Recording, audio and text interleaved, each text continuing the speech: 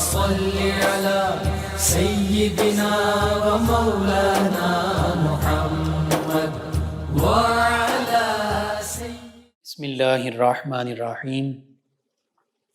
السلام علیکم ناظرین و سامعین کرام۔ پروگرام یاد الہی میں روزانہ عظیم ہستیوں کے تذکار پاک کیے جاتے ہیں اور اس کے ساتھ ساتھ کچھ ایسے موضوعات پر گفتگو ہوتی ہیں جن سے آپ کو رہنمائی حاصل ہوتی ہے۔ آج حضرت خواجہ ابراہیم بن ادہم، سلطان ابراہیم بن ادہم علیہ رحمہ، آپ کے تذکار خیر ہوں گے۔ اس سے پہلے کتاب الشفا سے آج کا وظیفہ، رنج و غم سے نجات کا وظیفہ۔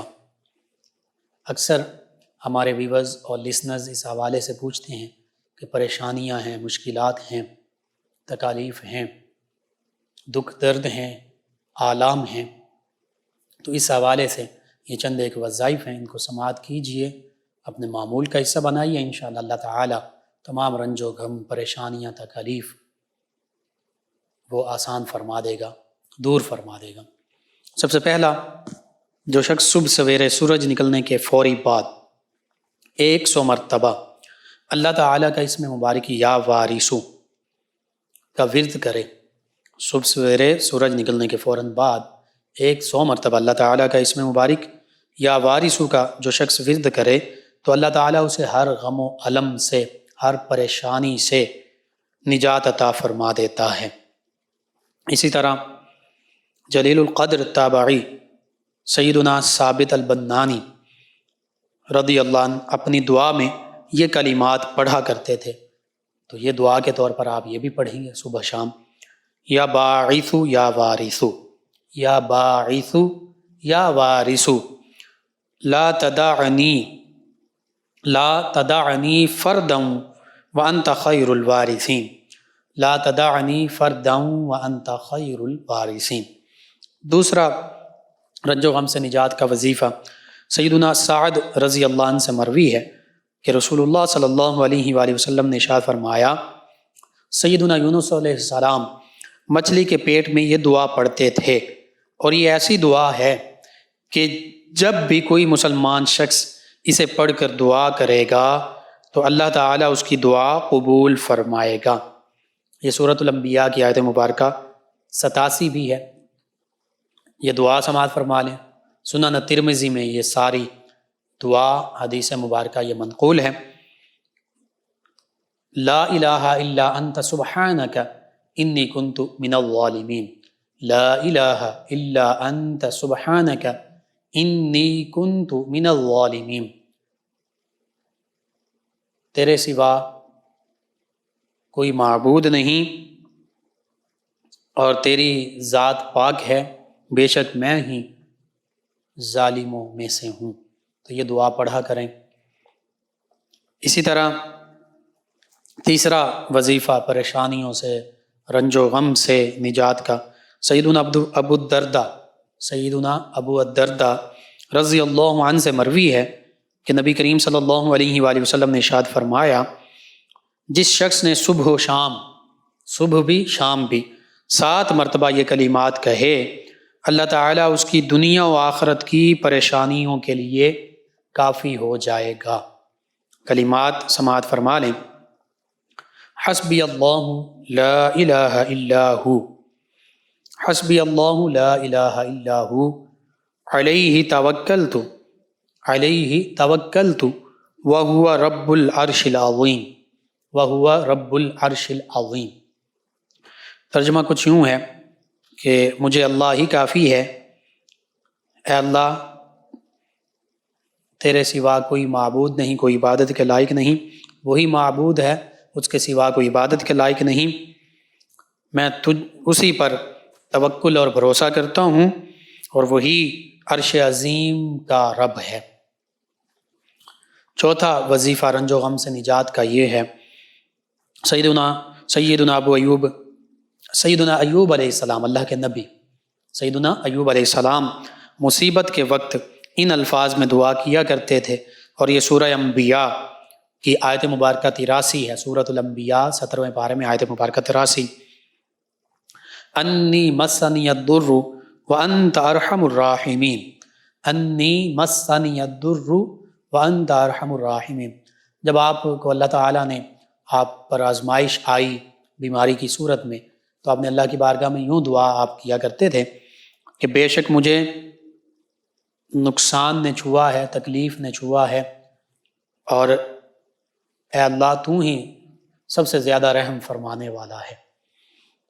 پانچواں وظیفہ رنج و غم سے نجات کا، سیدنا عبداللہ بن عباس رضی اللہ عنہما فرماتے ہیں کہ اللہ کے نبی صلی اللہ علیہ وآلہ وسلم پریشانی کی حالت میں یہ دعا پڑھا کرتے تھے۔ صحیح بخاری میں یہ دعا منقول ہے، سماعت فرما لیں۔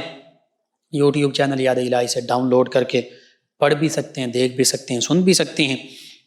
لا الہ الا اللہ العظیم الحلیم، لا الہ الا اللہ العظیم الحلیم، لا الہ الا اللہ رب العرش العظیم، لا الہ الا اللہ لا الہ الا اللہ رب العرش العظیم، لا الہ الا اللہ رب السماوات ورب الارض، لا الہ الا اللہ رب السماوات ورب الارض ورب العرش الکریم ورب العرش الکریم۔ اسی طرح صحیح بخاری میں یہ دعا بھی منقول ہے کہ آقا کریم صلی اللہ علیہ وآلہ وسلم کثرت سے یہ دعا پڑھا کرتے تھے۔ جو پہلے میں نے دعا پڑھی اس میں بھی یہی ہے کہ اللہ کے سوا کوئی معبود نہیں، وہی عظمت والا ہے، وہی حلیم ہے، حلم والا ہے۔ اللہ کے سوا کوئی معبود نہیں، وہ عرش عظیم کا رب ہے۔ اللہ کے سوا کوئی معبود نہیں، وہ زمین و آسمانوں کا رب ہے اور عرش کریم کا رب ہے۔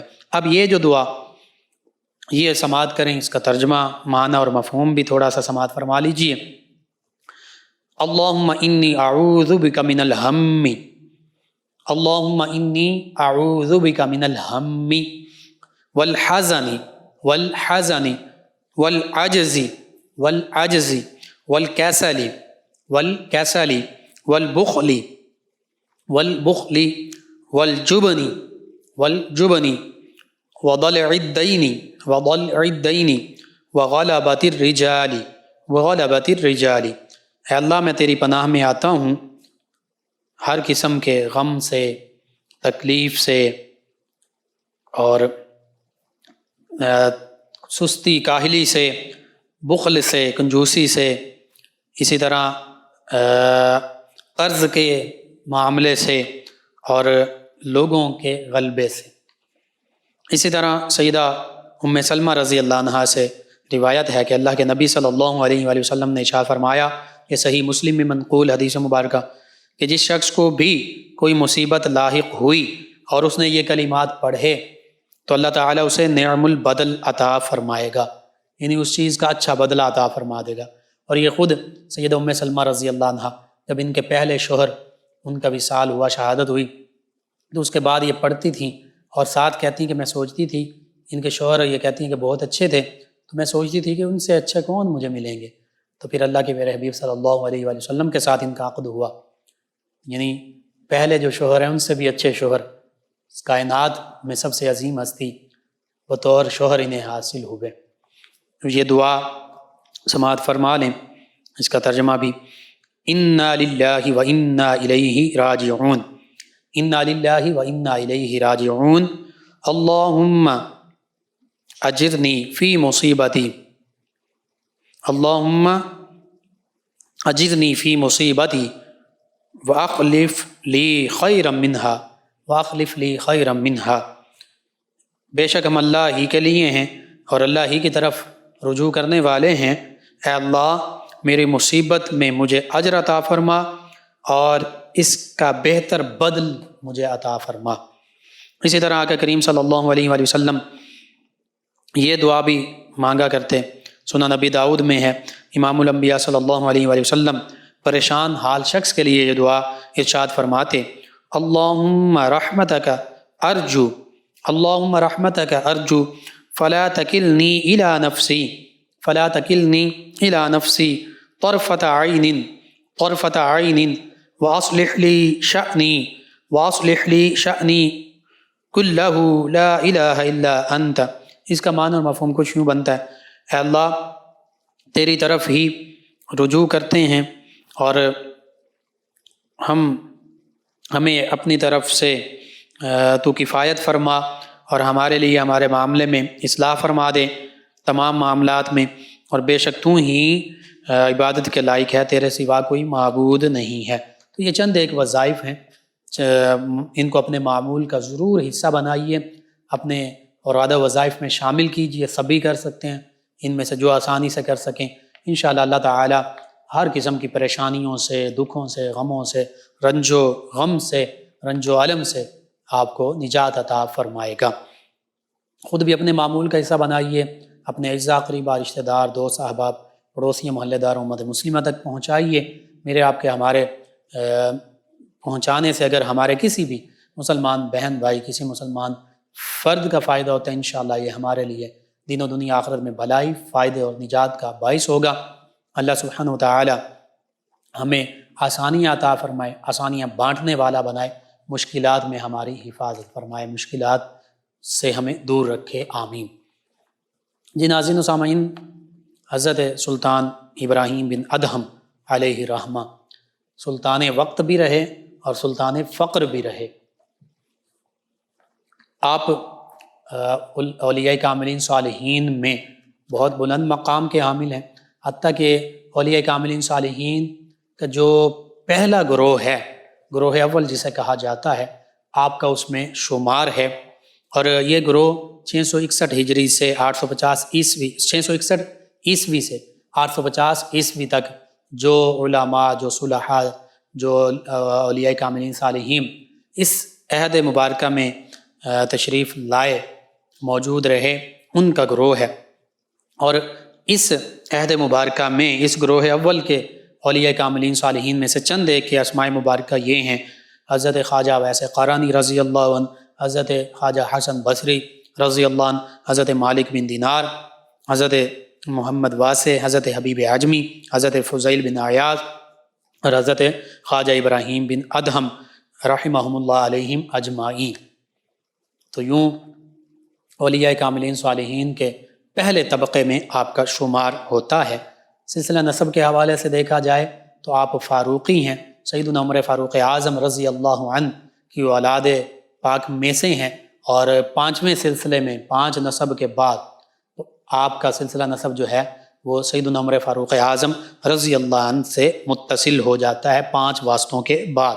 اسی طرح سیدنا خواجہ ابراہیم بن ادہم علیہ رحمہ، آپ کی ولادت باسعادت بلخ میں ہوئی۔ یہ مشرق وسطیٰ کے ممالک Tajikistan, Turkmenistan, Uzbekistan, Balkh, Bukhara, یہ علاقے جو اس وقت بھی اور بعد میں بھی کافی عرصہ تک اسلام کا مرکز رہے۔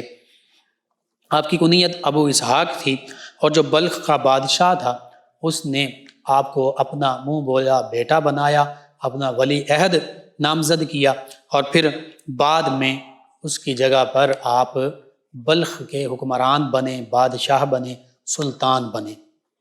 تو یوں حکومت اللہ رب العزت نے، ظاہری حکومت آپ کو عطا فرمائی۔ آپ کے سیرت نگاروں نے لکھا ہے، بالخصوص تذکرۃ الاولیاء میں اور دیگر جو مشائخ کی کتب ہیں، مشائخ کے تذکروں کی کتب ہیں، ان میں موجود کہ حضرت سلطان ابراہیم بن ادہم علیہ رحمہ شروع میں بلخ، بخارا، یہ جو علاقہ اس کے حکمران تھے، بادشاہ تھے، سلطان تھے، اور بہت عظیم المرتبت سلطان تھے۔ لوگوں کے ساتھ عدل و انصاف کا معاملہ فرمایا کرتے تھے، لوگوں کے ساتھ بڑی محبت کا آپ کا معاملہ ہوتا تھا، لوگوں پر کبھی ظلم و ستم نہیں کیا، لوگوں کے حقوق اور ان کی خدمت کا معاملہ یہ آپ کا رویہ تھا، یہ آپ کا معمول تھا۔ لوگ آپ کی حکمرانی میں بڑے خوش و خرم زندگی گزار رہے تھے۔ آپ جہاں نیک سیرت تھے، خوب سیرت تھے، وہیں ظاہری طور پر بھی بہت خوبصورت تھے۔ اللہ تعالیٰ نے حسن و جمال سے نوازا تھا، اور کیوں نہ ہوتے، سیدنا عمر فاروق اعظم رضی اللہ عنہ کی اولاد پاک میں سے ہیں، فاروقی ہیں۔ تو اللہ کی محبت اور مخلوق کی خدمت، یہ دونوں چیزیں آپ کی سیرت اور کردار میں رچی بسی ہوئی تھیں، اور چونکہ آپ کو ظاہری تمام نعمتیں، آسائشیں حاصل تھیں، اللہ کی عبادت بھی کیا کرتے تھے، اور آپ کے دل میں یہ چاہت بھی تھی کہ میں اللہ کا مزید قرب اختیار کر لوں، تو ایک مرتبہ ایک عجیب و غریب واقعہ پیش آیا۔ آپ اپنے محل میں رات کے وقت آرام کر رہے ہیں، اور ہم اندازہ لگا سکتے ہیں کہ آرام کرنے کے لیے خوبصورت نرم و ملائم بستر ہوگا، اور جو حکمران ہے اس کے آرام کا انداز کیسا ہوگا۔ تو جب آپ رات کو آرام کر رہے ہیں تو رات کو آپ نے اپنے محل کی چھت پر کسی کے چلنے کی آواز سنی، قدموں کی آہٹ سنی، آپ فوراً اٹھ کر باہر آئے۔ جب باہر آئے تو آپ نے پوچھا، آپ نے آواز دی کہ بھائی تم کون ہو، کیا ڈھونڈ رہے ہو، یہاں تم کیسے آئے؟ تو جو چھت پر چل رہا تھا رجال الغیب میں سے تھے، جو بھی اللہ کا بندہ تھا اللہ کی طرف سے، تو جواب دیا اس نے کہ میں آپ کا شناسہ ہی ہوں، میرا اونٹ گم ہو گیا ہے اور میں وہ چھت پر تلاش کر رہا ہوں، محل کی چھت پر اونٹ تلاش کر رہا ہوں۔ آپ بڑے حیران ہوئے اور فرمانے لگے کہ بھائی تم محل کی چھت پر اونٹ تلاش کر رہے ہو، یہاں اونٹ کہاں سے آیا؟ اور حقیقت بھی یہی ہے، چھت پر اور پھر محل کی چھت پر اونٹ کیسے آ گیا ہے، اونٹ کیسے چڑھا؟ تو ادھر سے جواب آیا کہ اگر چھت پر اونٹ نہیں مل سکتا تو پھر نرم و ملائم جو بستر ہے، یہ جو تخت شاہی ہے، اس پر خدا بھی نہیں مل سکتا۔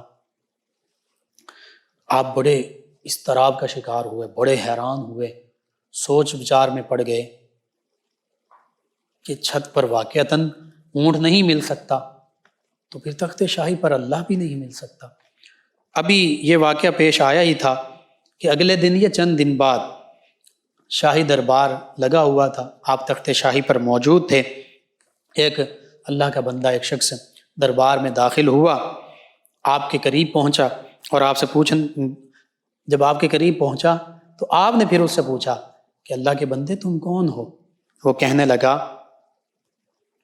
اس نے جواباً کہا کہ میں تو مسافر ہوں اور یہاں پر میں سرائے تلاش کر رہا ہوں، مسافر خانہ تلاش کر رہا ہوں، سرائے جہاں کبھی مسافر آ کر بیٹھ جاتے ہیں، کبھی وہ خالی ہو جاتی ہیں، اور وہ تھوڑی دیر کے لیے مسافر آتے ہیں، بیٹھتے ہیں اور پھر آگے سفر پر روانہ ہو جاتے ہیں۔ حضرت سلطان ابراہیم بن ادم علیہ رحمہ بڑے حیران ہوئے، کہنے لگے اللہ کے بندے یہ کہاں سے سرائے ہے، یہ تو محل ہے، یہ تو تخت شاہی ہے۔ تو وہ اللہ کا بندہ وہ کہنے لگا، آپ سے پہلے یہاں پر کون تھا؟ آپ نے کہا مجھ سے پہلے بادشاہ، پھر اس کا والد، پھر اس کا والد، اس سے پہلے کچھ بھی نہیں تھا۔ جب بلخ شہر آباد ہی نہیں ہوا تھا تو پھر حکمران کہاں سے تھے؟ وہ تخت کہاں سے تھا؟ وہ محل کیسا تھا؟ اور یہ یکے بعد دیگرے حکمران آتے گئے، بادشاہ بنتے گئے، اور پھر آپ بھی آگے، وہ فوت ہوتے گئے، چلے گئے۔ تو یہ سرائے ہی تو ہے کہ وہ مہمان بن کر اس دنیا میں آتے رہے اور پھر جاتے رہے۔ آپ پہلے سے بھی زیادہ حیران ہوئے، پہلے بھی حیران تھے کہ تخت شاہی پر اس اللہ کے بندے نے یہ بتا دیا، تنبیہ کر دی، اللہ نہیں مل سکتا، خدا نہیں مل سکتا۔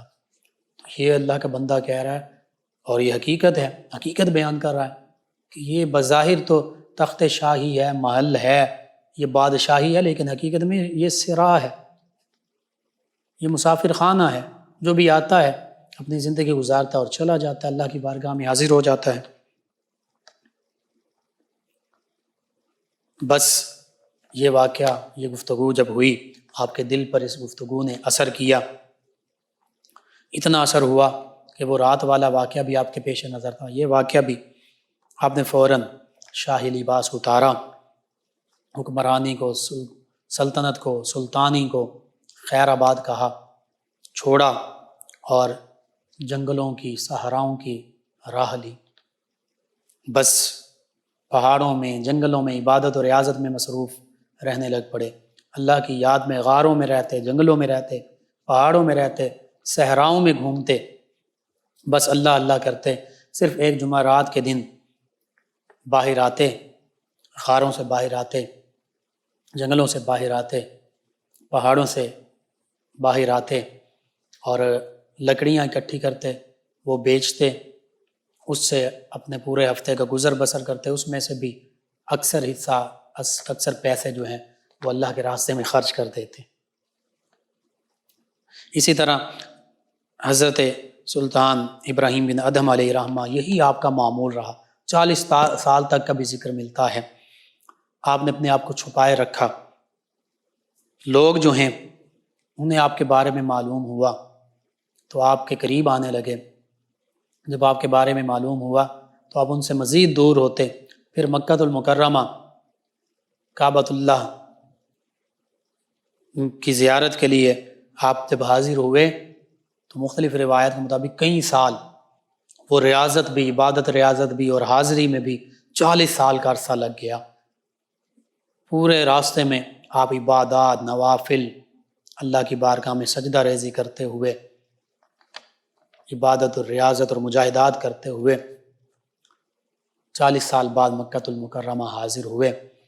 اور پھر جب مکہ المکرمہ حاضر ہوئے تو چونکہ قافلے بھی چلا کرتے تھے، قافلے بھی موجود تھے، آپ قافلوں سے بالکل علیحدہ چل رہے تھے، صرف اس وجہ سے کہ کوئی آپ کو پہچان نہ لے۔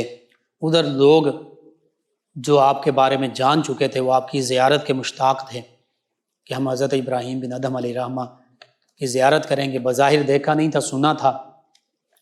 تو آپ بالکل اکیلے علیحدہ راستے سے ہٹ کر چل رہے ہیں، مکہ المکرمہ کے لوگ اہل حرم آپ کے استقبال کے لیے آنا چاہتے ہیں۔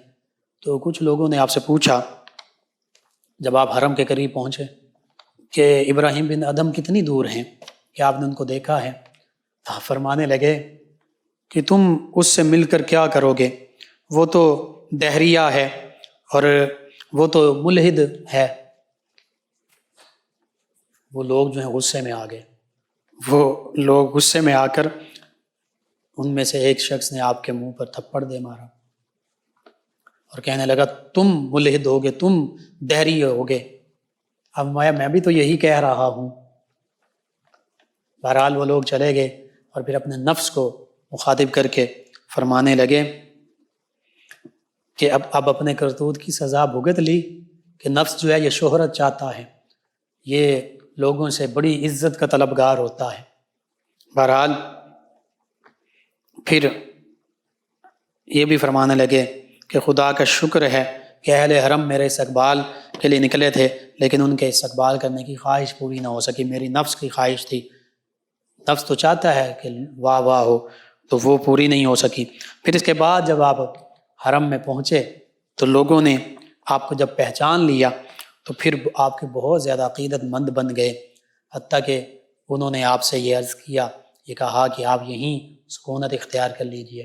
تو کعبۃ اللہ کی محبت میں آپ پھر مکہ المکرمہ میں ہی آپ نے سکونت اختیار کی، یہیں رہنے لگ پڑے۔ اور پھر یہیں آپ حضرت فضیل بن عیاض علیہ رحمہ ان کے بیعت بھی ہوئے اور ان کے سلسلہ طریقت سے منسلک بھی ہوئے اور ان سے فیوز و برکات اور کمالات حاصل کیے۔ اور پھر آپ کے ہاتھ پر کثیر لوگوں نے بیعت کی، توبہ کی۔ آپ کی حالت یہ ہوتی تھی کہ بس حصول رزق کے لیے، جو ضرورت کا رزق تھا اس کے لیے بڑی مشقت کے ساتھ جنگل میں جاتے، وہاں سے لکڑیاں اکٹھی کرتے اور فروخت کر دیتے، یا پھر کبھی کسی کے کھیت پر رکھوالی کا کام یہ سر انجام دیا کرتے اور تھوڑے سے وقت کے لیے کیا کرتے، جو آپ کے ضرورت کے لیے آپ کو دراہیم مل جاتے، پھر اس پر گزارا کیا کرتے، جو اضافی ہوتے وہ اللہ کے راستے میں صدقہ اور خیرات کر دیا کرتے۔ آپ کی تعلیمات جو سب سے زیادہ جن کی آج ہمیں ضرورت ہے، آپ کی سیرت، آپ کے اخلاق، کردار، آپ کی زندگی بھی ہمارے لیے بہت بڑا سبق ہے۔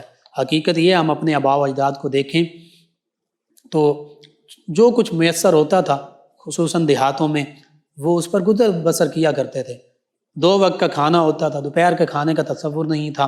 دوپہر کے وقت وہی صبح کی اگر کوئی روٹی بچی ہوئی ہے وہی مکھن کے ساتھ، لسی کے ساتھ، اچار کے ساتھ، حتیٰ کہ نمک کے ساتھ یا مرچ کے ساتھ کھا لی جاتی تھی یا ایسے ہی کھا لی جاتی تھی۔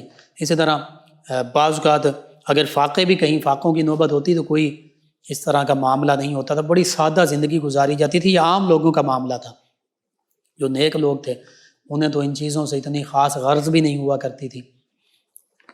اکثر لوگ روزے رکھا کرتے تھے، اللہ کی عبادت کیا کرتے تھے، راتوں کو نوافل پڑھا کرتے تھے، دن میں قرآن کریم کی تلاوت کیا کرتے تھے، اللہ کی بارگاہ میں سر بسجود ہوا کرتے تھے، تہجد پڑھا کرتے تھے۔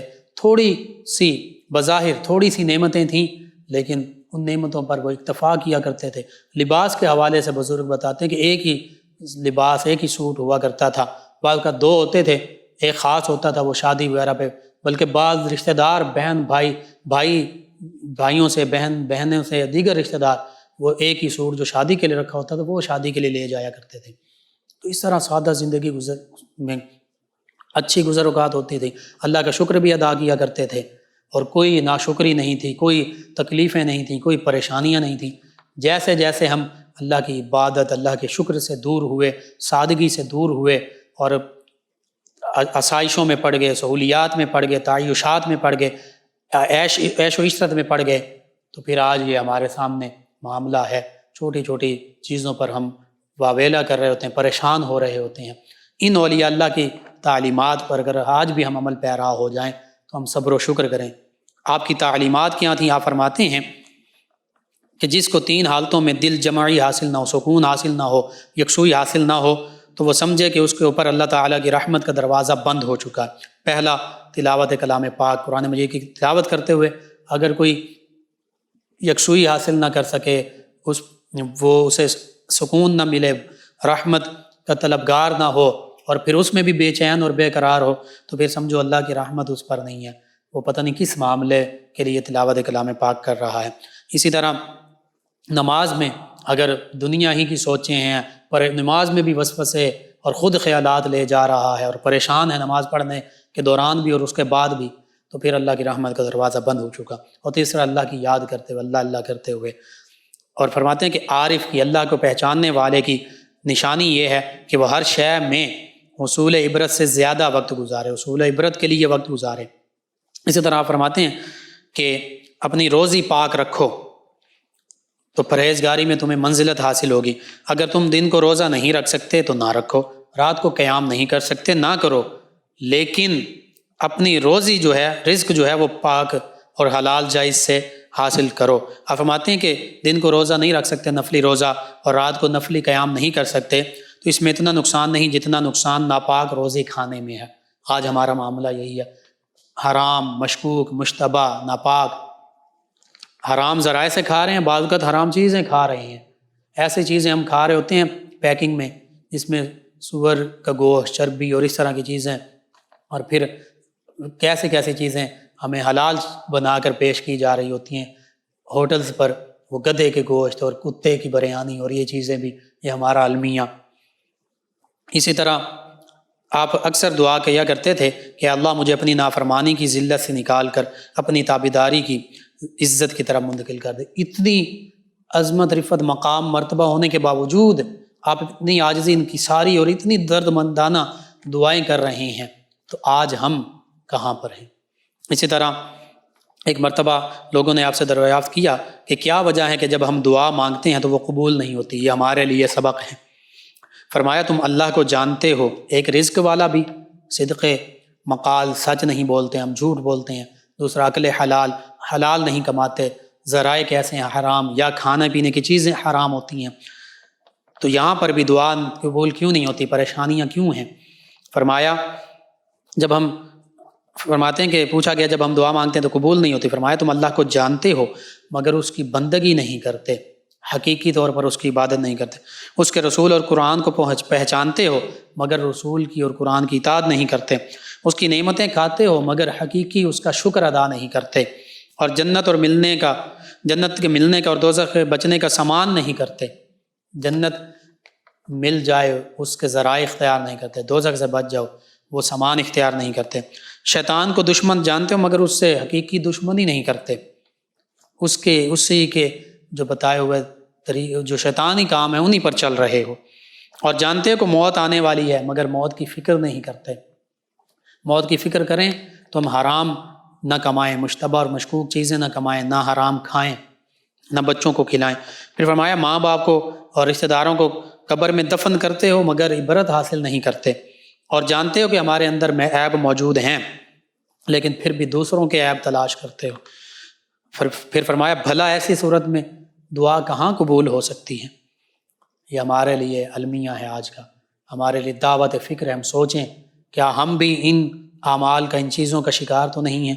پھر آپ فرمایا کرتے تھے کہ دنیا والوں نے دنیا میں راحت ڈھونڈی مگر انہیں راحت نہیں ملی، اگر انہیں سلطنت و حکومت کی خبر ہو جائے، اس سلطنت و حکومت کی جو ہمارے قبضے میں ہے، یعنی فقر کی، اللہ اور اللہ کے حبیب کی رضا کا طلبگار ہونا، فقر، صبر، شکر، تسلیم، رضا، زہد و تقوی، عبادت، ورع، اس کا پیکر بن جائیں، یہ سلطنت مل جائے، تو فرماتے ہیں اس سلطنت کے حاصل کرنے کے لیے وہ تلواروں سے لڑیں۔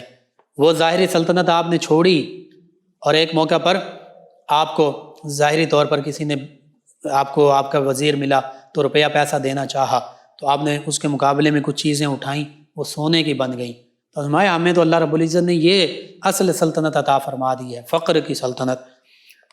بہرحال یہ حضرت خواجہ ابراہیم بن ادہم علیہ رحمہ کی زندگی صبر کے حوالے سے، شکر کے حوالے سے، اللہ کی نعمتیں جو تھوڑی سی حاصل ہوں انہی پر قناعت کے حوالے سے، اور حلال جائز کمانے کے حوالے سے اور اسی پر قناعت کرنے کے حوالے سے ہمارے لیے مشعل راہ ہے۔ علامہ ابن حجر عسقلانی علیہ رحمہ کی تحقیق کے مطابق آپ کا وصال 162 ہجری میں ہوا، 102 سال کی عمر مبارکہ میں ہوا، اور بعض کے نزدیک آپ کا مزار مبارکہ شام میں، اور بعض یہ بھی کہتے ہیں عراق میں، بغداد میں موجود ہے۔ اللہ تعالیٰ آپ کی سیرت، اخلاق، کردار اور تعلیمات پر ہمیں عمل پیرا ہونے کی توفیق عطا فرمائے، آپ کے تصدق سے عالم اسلام کو سربلندیاں عطا فرمائے، آمین۔ اللہم صل علی سیدنا و مولانا محمد وعلی آپ سماعت فرما رہے ہیں پروگرام یاد الہی۔ ناظرین و سامعین، اس دوران ہمیں جوائن کیا ہے ارشد رضا صاحب لالیاں سے، کہتے ہیں السلام علیکم۔ جی وعلیکم السلام۔ اور ایک اور لسنر ہیں، کہتے ہیں 4 سال ہو گئے ہیں، رشتے کی بات چل رہی ہے لیکن رشتہ نہیں طے پا سکا، کوئی وظیفہ؟ جی میں عرض کرتا ہوں، لڑکوں کے لیے یہ کہ سورۃ الاخلاص 90 دن تک روزانہ رات کو سونے سے پہلے 41 مرتبہ پڑھیں، بسم اللہ الرحمن الرحیم کے ساتھ، اول آخر تعداد میں درود پاک۔ بچیوں کے لیے یہ ہے کہ سورہ آل عمران کی آیت مبارکہ 9 کثرت سے پڑھیں، بالخصوص جمعۃ المبارک کے دن اس کو پڑھیں آپ 313 مرتبہ اول آخر تعداد میں درود پاک، انشاءاللہ اللہ تعالیٰ بہتری فرما دے گا۔ آمنہ مظہر صاحب ہیں فیصل آباد سے، کہتے ہیں السلام علیکم بھائی۔ جی وعلیکم السلام، کہتی ہیں ماشاءاللہ آپ کا پروگرام بہت اچھا ہے، جی آپ کا شکریہ۔ حافظ محمد ندیم نقش بندی صاحب ہیں، کہتے ہیں مفتی صاحب کو سلام اور پروگرام بہت اچھا ہے۔ جی وعلیکم السلام ورحمۃ اللہ، شکریہ آپ کا۔ غالباً آپ پتوں کی سے ہمیں جوائن کرتے ہیں۔ روبینہ صاحبہ ہیں، انہوں نے ہمیں جوائن کیا، کہتی ہیں مسجد کو صدقہ لگتا ہے بتا دیں، یعنی مسجد میں صدقہ یا زکوٰۃ کی رقم دی جا سکتی ہے؟ جی زکوٰۃ کی رقم نہیں دی جا سکتی، ہاں مسجد سے متعلقہ جو لوگ ہیں اگر وہ مستحق ہیں تو انہیں دی جا سکتا ہے صدقہ اور خیرات اور زکوٰۃ۔